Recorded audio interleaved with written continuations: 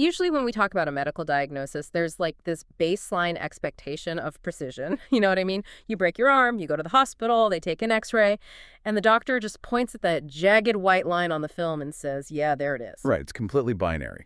It's either broken or not broken. You don't sit there debating the philosophy of the bone with the doctor. Exactly. But then you step into the world of, say, neurodevelopment or complex trauma or systemic autoimmune diseases, and suddenly that x-ray machine is just totally useless. Oh, yeah. You're looking at a diagnostic landscape that is entirely murky. Right. You have these overlapping symptoms, compounding variables, and root causes that hide behind secondary infections. You can't just point to a single white line anymore. And that diagnostic murkiness, that is exactly the paradigm shift we need to make today when we look at civilizational collapse. Which I know sounds like a massive leap to make right out of the gate, but it's the exact leap that's required here. We are so used to diagnosing the fall of a society with an X-ray approach. We really are. We point to a single war or a bad economic policy or, a corrupt leader. Right. We want the clean, jagged white line. We want the easy answer. But the reality of how human operating systems are built, how they're sustained, and ultimately how they fail, it's not a single fracture. It's a thermodynamic process. It's energy. It all comes down to energy management. Exactly. So for you listening right now, I want to ask you a question. Have you ever considered that your baseline human desires, the raw appetites you feel every single day, are not just personal moral hurdles? That they aren't just something you deal with in private. Right. What if they are the actual, tangible, energetic currency that determines whether a global superpower survives the next century or completely disintegrates? We have to move entirely away from the idea of an individual moral scorecard. The framework we are utilizing today strips away centuries of theological assumptions to look at the macroeconomic reality of human energy. So let's get right into the engineering of it. Our lens for this deep dive focuses on a very specific historical text. We're looking at Surah al-Mumun, specifically the opening verses, Ayat 5 through 7. And the immediate hurdle we have to clear here, and it's a big one, is the absolute myth of quote-unquote sexual morality that has been stapled onto these words for centuries. Oh man, it is so deeply ingrained. When historians or theologians or even casual readers look at verses 5 through 7 almost universally, the aperture narrows down to this hyperfixated, strict, personal sexual morality code. It just gets reduced to a behavioral catalog, a basic checklist of who you are and are not permitted to sleep with. And it's framed entirely around personal piety, avoiding some kind of divine wrath, and securing a spot in the afterlife. Which frankly makes it sound like a cosmic HR manual. Cosmic HR manual, yeah, that's exactly how it's treated. And that traditional framing completely neuters what is actually a highly sophisticated blueprint for a societal engine. The governing concept here isn't sexuality as we casually define it in pop culture today. No, not at all. It's an energy economy. Let's look at the Arabic word used in the text, furuji. Historically, this just gets lazily translated as private parts. Right, which completely misses the structural point. That translation is fundamentally flawed if you are actually trying to understand the systems engineering at play. Furuji operates as a Quranic shorthand for the entire appetitive drive. So we are talking about the rawest, most potent human energy that exists.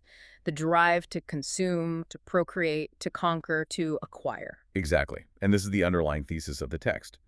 This raw energy is the exact same fuel that builds grand civilizations. It's literally the fire in the engine.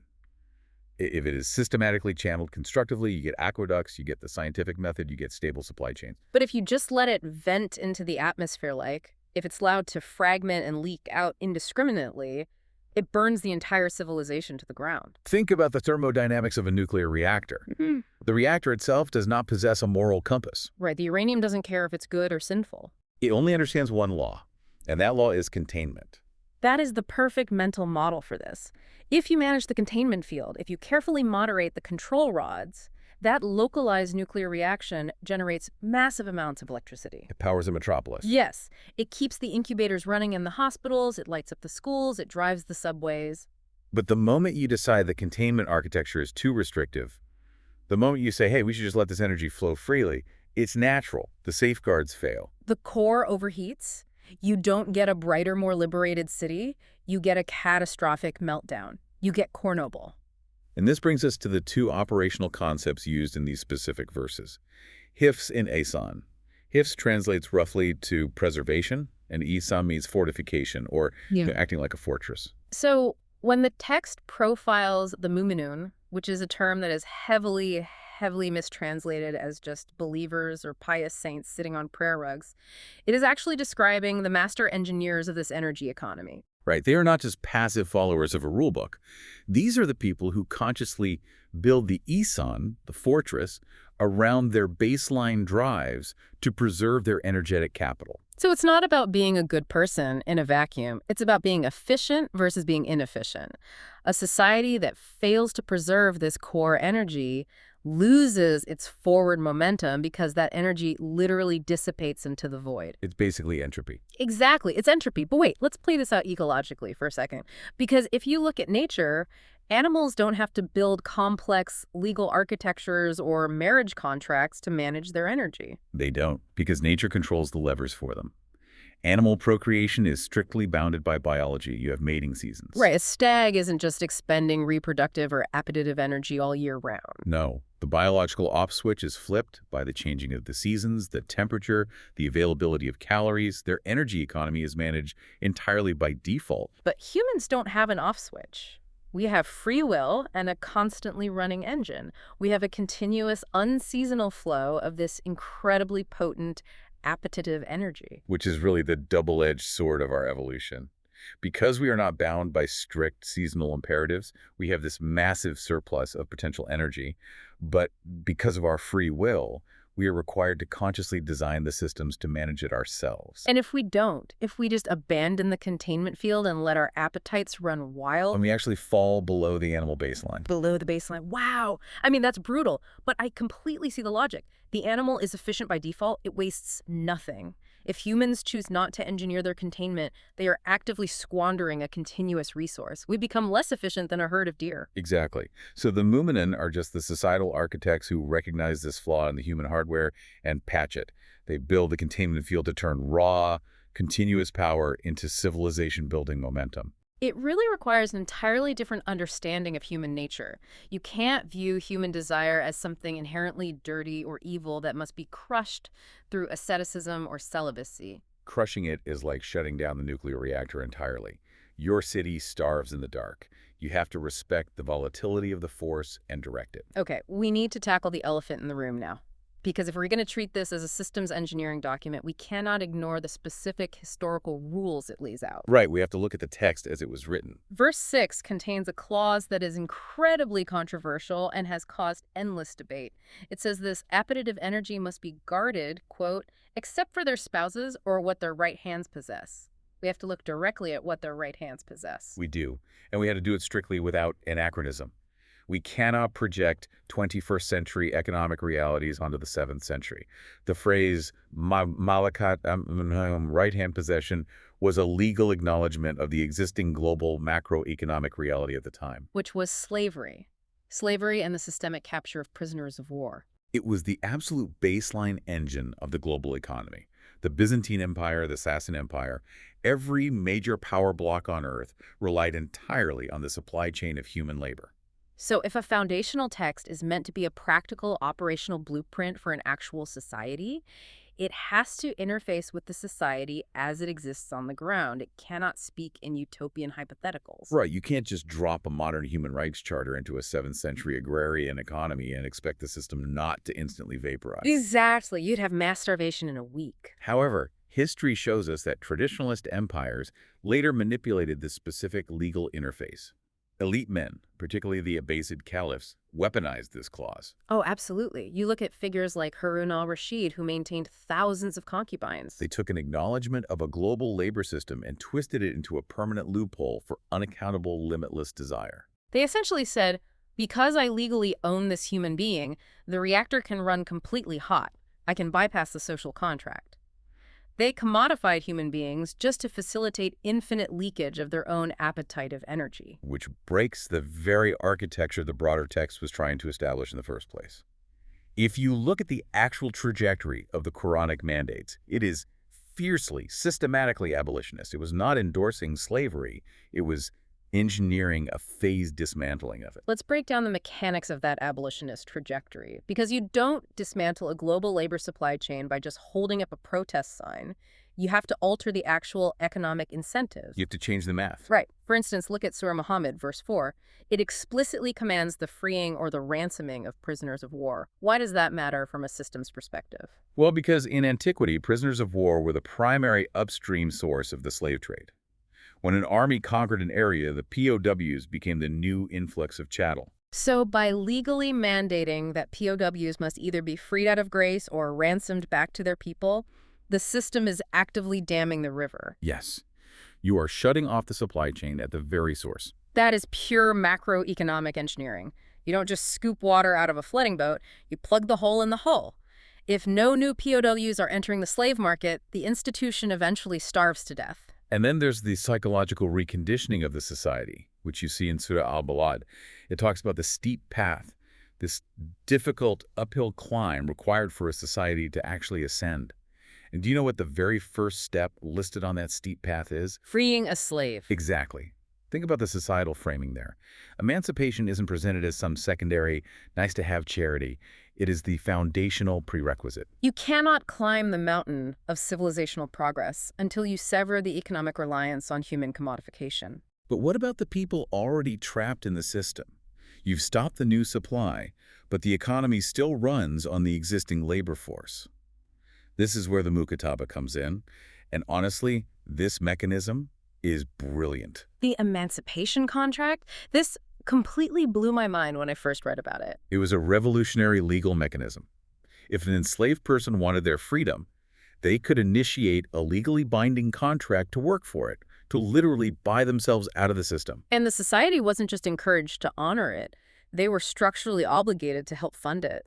The wealth of the community, specifically through zakat funds, had to be deployed to assist them in meeting the contract terms. Compare that to modern economic transitions. Like moving away from fossil fuels. Exactly. Yeah. If a nation wants to phase out a massive industry, you can't just outlaw oil tomorrow. The supply chains collapse, people freeze in the winter, the stock market zeroes out, and you have mass riots in the streets. You have to subsidize the transition. You build new infrastructure while slowly decommissioning the old. The mukataba was the subsidized transition away from slavery. It provided the legal and economic off-ramp to completely dismantle the institution without inducing a catastrophic market crash. So bringing it back to the right-hand possession clause, the structural point that survives the 7th century context, the permanent law of sociology here, is that the only productive relationship for channeling raw appetitive energy is the bounded, mutually accountable one, a relationship deeply embedded in a social contract. Even within the horrific reality of 7th century slavery, the system was aggressively pushing the society toward accountability and mutual obligation. It was forcing a move away from viewing humans as mere receptacles for unaccountable desire. Which is why the very next verse, verse 7, states unequivocally, whoever seeks beyond these bounds, they are the transgressors. Yes. The text says, "Manabtagawa the wetafalaidacum auladun." They are the transgressors. Stop right there. We need to redefine transgressor for the listener, because if you grew up with any kind of religious background, the word transgressor instantly conjures up an image of a sinner. Someone who made God angry. Right, someone who is going to be struck by lightning or face some superstitious punishment in the afterlife. But through a systems engineering lens, what is a transgressor? A transgressor is a boundary crosser, period. It is an individual who intentionally fractures the social architecture that makes human cooperation possible. So if the bounded, mutually accountable relationship is the thick, concrete wall of our nuclear containment unit, the transgressor is the guy showing up with a diamond-tipped drill, boring holes into the wall for his own personal amusement. Exactly. They are stealing from the collective energy grid. It has absolutely nothing to do with divine lightning strikes. It is pure systemic failure. By pursuing unaccountable, unbounded desire, they introduce fatal inefficiencies into the engine. They fragment the energy that the entire society relies on to maintain trust, build infrastructure, and survive. They are actively destabilizing a working system. Wait. Stop. I have to step in here and challenge this. I am putting myself in the shoes of a skeptical listener right now. Okay, let's hear it. You are replacing the word sin with systemic inefficiency. You're replacing piety with containment architecture. But isn't this really just the exact same religious behavior policing, just dressed up in a lab coat? Ah, I see what you're saying. I mean, you're using engineering jargon, but at the end of the day, you're still just telling people to restrict their sex lives. Aren't we just finding a clever new vocabulary for the exact same restrictive rules? I completely understand the skepticism because it sounds like a semantic trick. But the premise is entirely inverted here. How so? Traditional morality policing restricts behavior for the sake of control, or for the sake of achieving a vague concept of spiritual purity. This framework restricts the baseline energy specifically to engineer for tangible societal output. Output. Yes. Yeah. We don't have to rely on theology to prove this.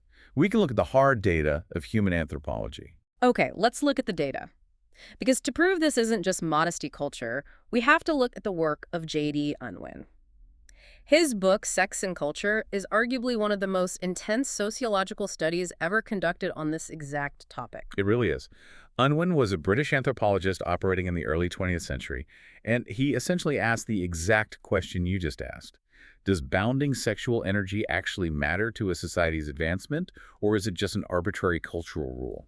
And to find out, he conducted exhaustive, granular studies of over 80 different human societies, right? 86, to be exact. Yep. He looked at primitive tribes, he looked at the Babylonians, the Romans, the Greeks, the Anglo-Saxons. He looked at the entire spectrum of human organization, and what he found was not a vague correlation. It was a direct, undeniable mathematical correlation between the strictness of a society's sexual bounding and its level of civilizational advancement.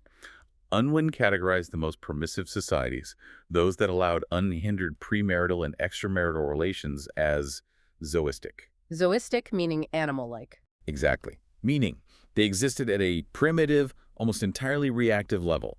These societies do not build complex architectural structures. They do not develop advanced scientific methods. They do not expand geographically or intellectually. They remain completely static. Because all of their raw appetitive energy is constantly being expended and dissipated locally, there is no pressure building up in the system to drive them forward. But Unwin found that the moment a society begins to place strict bounds on that energy, specifically, when they require the appetitive drive to be channeled exclusively into accountable, structured relationships like monogamous marriage, that society undergoes a massive transformation. The energy, because it can no longer leak out indiscriminately, begins to generate a monumental societal surplus. Yes, surplus is the key word here. Let's unpack this surplus. What does a civilization physically and psychologically get when it successfully builds this containment architecture? Because it's not just about what they are restricting, the payoff has to be massive. The first and most obvious form of surplus is demographic and developmental stability. You create a deeply reliable supply chain of human development.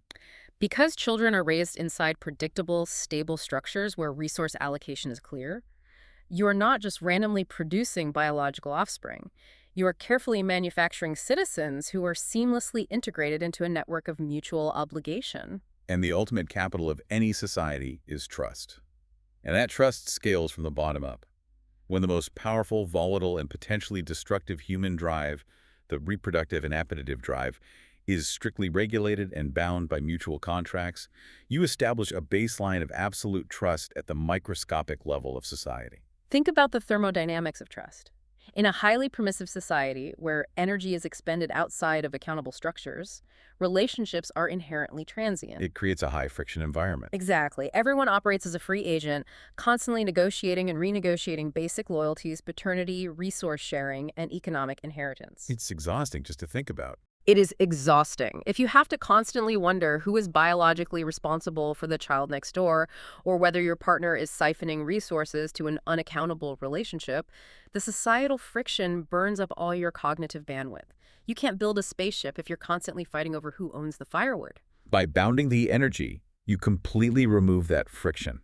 The system legally defines responsibility. Paternity is certain. Economic inheritance is clear. The social fabric weaves tightly together into a network of verifiable nodes.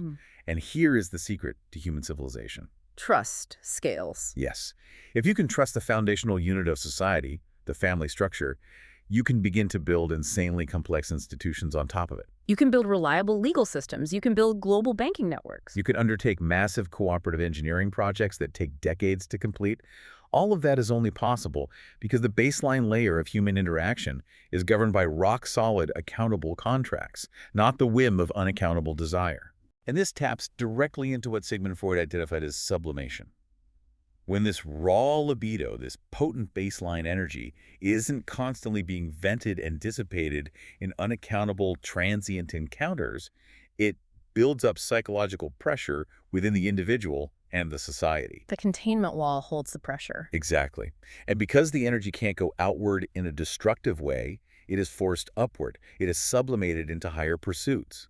That trapped energy becomes the driving force behind artistic masterpieces, scientific breakthroughs, deep philosophical inquiry, and complex social organization. It literally becomes the engine of reason. It does. It powers the intellect. But Unwin's research comes with a deeply terrifying warning, doesn't it? Because it's not a permanent state. No, it is highly fragile. Unwin found that if an advanced civilization, one that has reached the absolute heights of global power, complexity, and scientific achievement through the strict bounding of this energy, decides to loosen those bounds. If they decide they are advanced enough to embrace absolute sexual permissiveness again. Right, they don't just stagnate. They collapse. And the timeline he identified is chilling. 3 generations. 3 generations. Within 3 generations of removing the containment architecture, the civilization faces total societal collapse or is conquered by a society that still maintains its bounds. 3 generations is a rapid, violent unwinding of centuries of progress. Let's walk through the mechanics of that decay because it's fascinating. Let's do it. Generation 1 is the generation that dismantles the rules. They champion permissiveness and tear down the containment walls.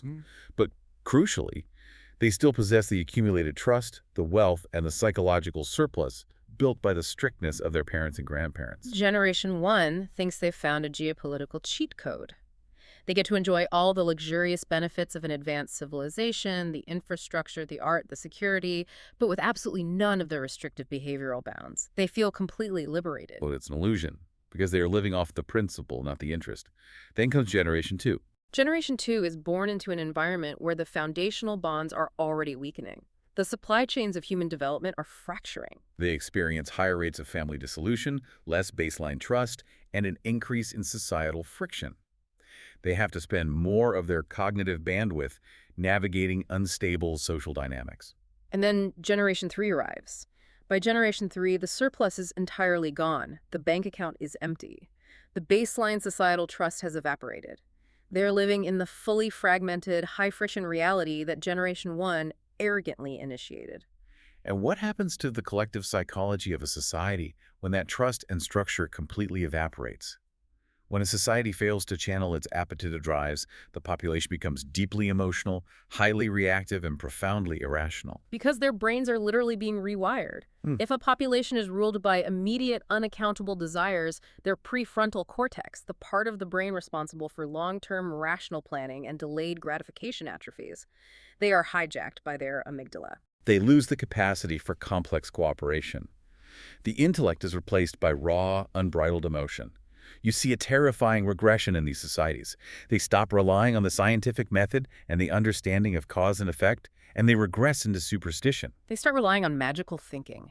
Amulets, grave worship, astrological charts, emotional populism. They become incredibly easy for demagogues to manipulate because they only respond to immediate emotional stimuli. They regress from being an engine of reason back to a state of primitive reaction. It is the tyranny of unproven assertions. You cannot maintain a highly complex, rational, technological civilization if the fundamental building block of that civilization, the family unit and the energy economy it represents, is fragmented and chaotic. The intellectual foundation crumbles the exact moment the structural foundation crumbles. So to go back to my pushback earlier, this is definitively not behavior policing. A policeman pulls you over and writes you a ticket because you broke a completely arbitrary rule written on a piece of paper. Right, there's no physical consequence to speeding other than the fine, assuming you don't crash. Exactly. This is systems engineering. If an engineer tells you, do not put a 10,000-volt current through this tiny copper wire rated for 10 volts, he isn't saying the wire is sinful. He's warning you that the wire will vaporize, melt, and burn the entire building down. The rules in Surah al-Mumun are not arbitrary moral purity tests. They are the exact voltage ratings for human society. That distinction is everything. We're moving from a punitive, guilt-based model to a purely operational, thermodynamic model. It changes how you read the entire text. All right, let's zoom out and look at the immediate context of Surah al-Mumun again. We spent a lot of time analyzing verses 5 through 7, which deal with the bounding of the appetitive drive. But Why are these specific rules grouped together with the other mandates in the opening verses? What is the larger systemic blueprint being laid out here? This is where the sheer brilliance of the text's architecture reveals itself. The profile of the Mumun being assembled across these first 7 verses is not a random bulleted list of good deeds to get into heaven. It's not just a collection of nice behaviors. It is a single, highly integrated social system. It is a mathematical formula for maximum civilizational output. Let's break down the variables in that formula. Verse 2 talks about those who are humble and intensely focused in their salat. Now, traditionally, salat is just translated as ritual prayer, but in a systems context, it implies a deep, concentrated focus and commitment to one's duties and societal obligations. So variable 1 is focused, concentrated energy. Then we move to verse 3, which mandates turning away from love. Love translates to vanity, nonsense, trivialities, or anything that is fundamentally unproductive. So variable 2 is the strict elimination of waste. You generate focused energy, and you immediately plug any holes where that energy might leak into useless pursuits. Then, verse 4 mandates being active in zakat. Again, traditional interpretation reduces zakat to a simple 2.5% annual charity tax. But macroeconomically, zakat is about the velocity of money. It is the mechanism of economic circulation, ensuring that wealth, resources, and capital continuously flow through the nodes of society and do not stagnate in the hands of a few. So variable 3 is economic circulation. And finally, verses 5 through 7, the core of our discussion today. Guarding the Furooj, the appetitive drives, and bounding it strictly within mutually accountable relationships. Variable 4, bounded productive relationships. Exactly. Focused energy, the elimination of waste, economic circulation, bounded productive relationships. You put those 4 variables together, and you have designed a complete self-sustaining thermodynamic system for a human society. What's truly fascinating is observing the feedback loops between these variables. Because it's an integrated system, every single node relies on and reinforces the others. If we look at it through the eyes of an engineer, the mechanisms of decline become painfully obvious. Let's trace the thermodynamics of that decline. Take the connection between bounded relationships, variable 4, and economic circulation, zakat variable 3. Okay, let's look at that. If a society's core relationships are deeply stable and accountable, if paternity is certain and families are intact, people feel secure about the future. They are significantly more likely to invest their capital, to share resources, to circulate their wealth, because they trust the societal network. But the moment those relationships become fragmented, the moment you introduce absolute sexual permissiveness and family structures begin to dissolve, fear and uncertainty enter the system. A man who isn't sure of his familial bonds, or a woman left to raise children without a verified support network, cannot afford to circulate their wealth. They go into survival mode. They start hoarding resources to protect themselves against a deeply unpredictable future. The velocity of money plummets. Yeah. Economic circulation completely freezes up. So a failure in the Furooj node directly and mathematically causes a catastrophic failure in the zakat node. Precisely. Now let's examine the love node, the elimination of vain, unproductive activities. If your society is successfully channeling its raw energy into creating that massive surplus, people are deeply engaged in meaningful, challenging work. They are building, discovering, and expanding. They literally do not have the time or the cognitive inclination for destructive nonsense. But if that core energy is constantly leaking out through unaccountable desire, if the baseline trust is completely gone and the economy is stagnating because everyone is hoarding, what does the population do? They turn to distraction. They dive headfirst into love. They numb themselves with trivialities. They consume endless, mindless entertainment because the actual required work of maintaining a complex civilization has become too difficult, or the system feels so rigged and broken that effort seems pointless. And this brings us directly to the concept of the law of requital, or mukafat-e-amal.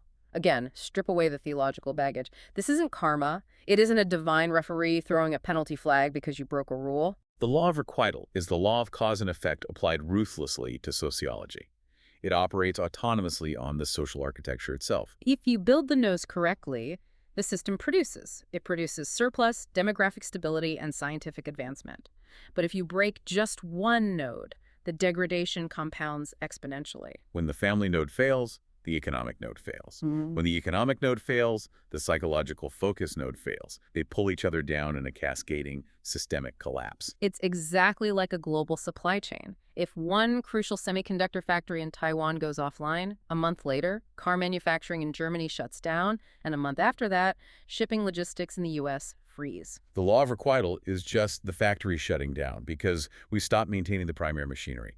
It is the butterfly effect applied to civilizational architecture. A failure to manage the baseline appetitive drive in Generation 1 inevitably leads to a stagnant, hoarding economy and a populace obsessed with mindless trivialities in Generation 3. And this highlights a profound distinction that must be made between creation and procreation. This is the ultimate stakes of the game we are playing. Okay, lay it out for us. Animals engage in procreation. It is a purely biological, closed-loop function. It successfully maintains the size of the species, but it does not build anything new. Procreation is just maintenance. It is treading water in the middle of the ocean. An animal herd procreates simply to replace itself. A herd of elk behaves the exact same way today as it did 10,000 years ago. There is no upward trajectory. It is a static equilibrium. But human history is the absolute rejection of static equilibrium. We went from living in caves and striking flints together to splitting the atom and walking on the moon. This upward trajectory is only possible because humans possess the capacity for creation, capital C creation. We can bring entirely new realities into existence. But creation requires an immense, almost unfathomable amount of concentrated energy. You cannot reach the moon on a biological baseline. And where does that required energy come from? It comes exclusively from the sublimation of our baseline appetitive drives. That's the Freud connection again. Exactly. When we refuse to expend all of our available energy chasing the next immediate, unaccountable dopamine hit, we trap that power. We create a massive internal reservoir of energy.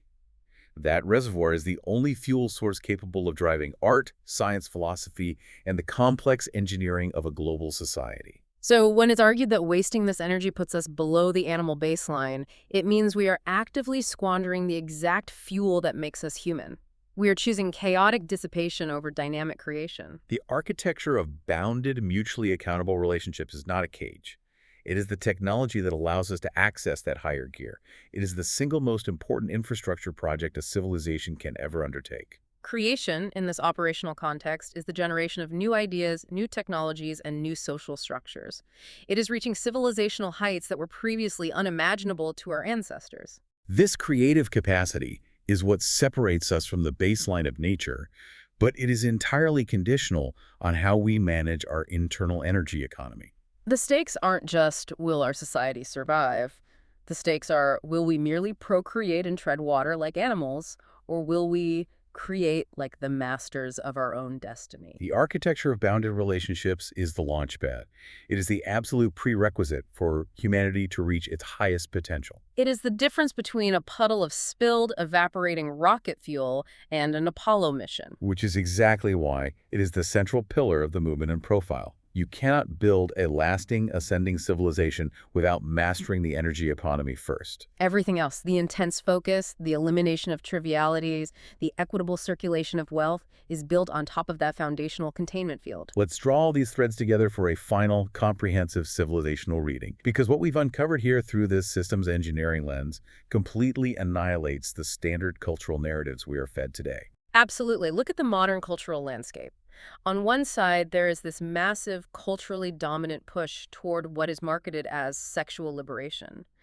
The prevailing thesis is that absolute permissiveness, the complete removal of all bounds, stigma, and architecture around our appetitive drives is the ultimate manifestation of human freedom. Right. And on the opposing side, you have the reactionary traditionalist worldview, which is neurotically obsessed with sexual morality. They focus intensely on policing individual behavior, often creating hypocritical loopholes for elite excess, exactly like the Abbasid caliphs we discussed. While completely ignoring the broader systemic implications of poverty, economic stagnation, or broken social contracts. Both of these worldviews, the absolute liberationists and the strict moralists, are entirely missing the structural reality of the human engine. They are fighting endlessly over the symptoms while remaining completely blind to the disease. They are standing in the control room arguing violently about the paint color of the containment building while the nuclear core is actively melting down. So what is the actual question we should be asking? The fundamental operational question is this: how does a human community successfully channel its most powerful, most volatile, and potentially destructive drive into productive, accountable, multiplying relationships. How do we engineer an energy economy that consistently generates trust and surplus, rather than fragmentation and deficit? And the definitive answer we've extracted today is that the solution is neither puritanical repression nor absolute permissiveness. Repression is trying to cap a highly active volcano. It only guarantees a more catastrophic, violent explosion later on. Permissiveness is just letting the lava flow wherever it wants, cheering for freedom while it incinerates the city. The answer is architecture. It is conscious, systematic, deliberate design. It is creating the e-sign, the fortress. It is engineering the bounded channels where that raw energy can do the heavy lifting of building a civilization. So, to you, listening to this right now, the Mu'minin described in this text are not pious saints waiting patiently for a reward in some afterlife. They are not timid people trying to keep their heads down, follow the rules, and avoid sin. They are the master engineers of their own social system. They are the individuals who deeply understand the raw, volatile power of their own baseline drives, and they willingly take on the immense responsibility of building the safeguards required to propel humanity forward. They are the architects of the launch pad. And this forces a critical realization about the nature of the blueprint itself. By utilizing the language of preservation and fortification, the framework balances permanence and change perfectly. The absolute need for bounded, mutually accountable relationships, the core architecture of trust, is permanently fixed. That is a non-negotiable law of sociology, as Unwin proved. But the specific forms that architecture takes can and must adapt.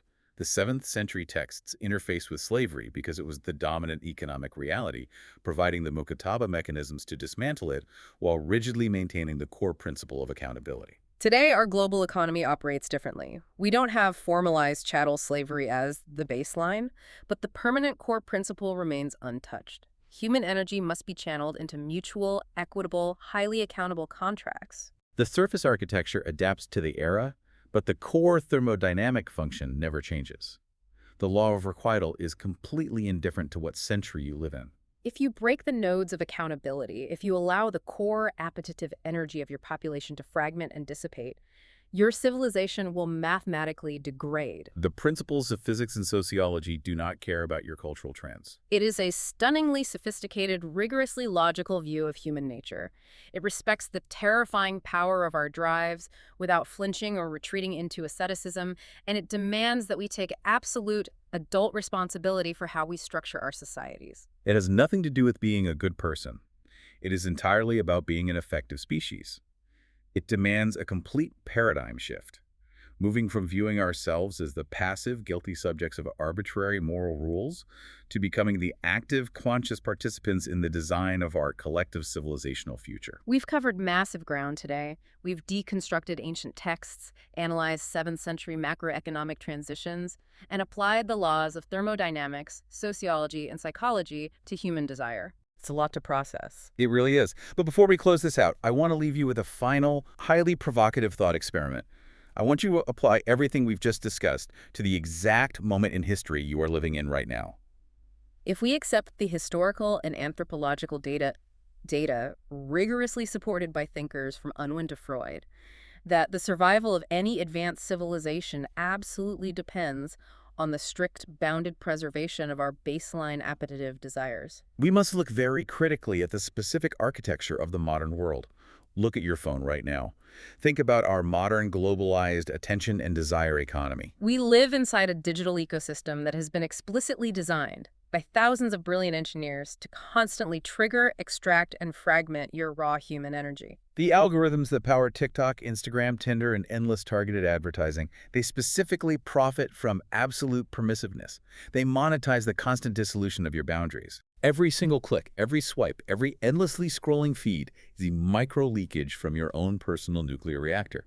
The system is strip-mining your Furooj for advertising revenue. And this raises a terrifying existential question. If J.D. Unwin proved that an advanced civilization faces total collapse within exactly 3 generations of loosening the bounds on its appetitive energy, what does our current hyper-extracted, algorithmically fragmented global system predict for our own civilizational output 3 generations from this exact moment? are we consciously building the robust, accountable systems that will allow our grandchildren to achieve new heights of creation?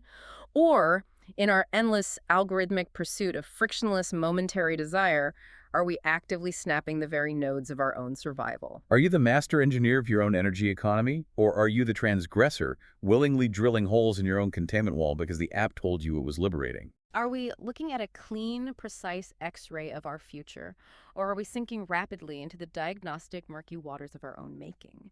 I want you to think deeply about that the next time you look at how you structure the architecture of your own life, your relationships, and your attention. Because the blueprint matters. The energy is real, and the law of requital is always, always running in the background. We'll leave you with that until next time.